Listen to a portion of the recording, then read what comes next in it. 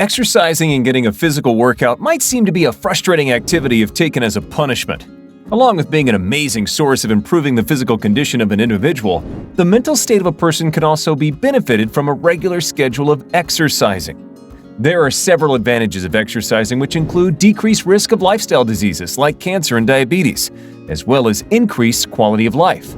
However, one of the most researched and pleasurable advantages of exercising is getting better sleep. Some previous studies have noted that proper exercise can alleviate sleep-related problems and help you get an adequate amount of rest.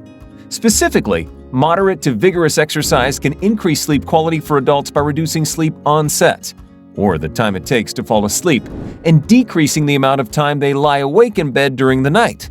Additionally, physical activity can help alleviate daytime sleepiness and, for some people, reduce the need for sleep medications. According to various researchers conducted at different points in time, people who exercise regularly are less prone to disorders related to disrupted sleeping patterns, which include insomnia, sleep apnea, or restless leg syndrome. However, exercising just before going to bed is likely to encourage a negative impact on your sleeping patterns.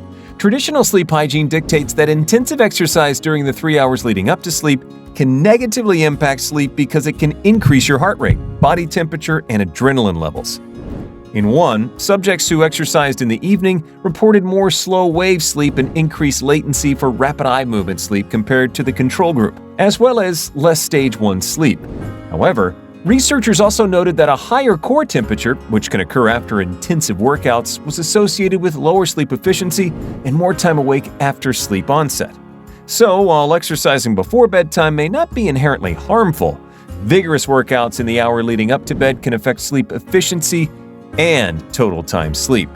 Exercise and its intensity should always be based on your comfort and ability. Anything more or less than that does no good.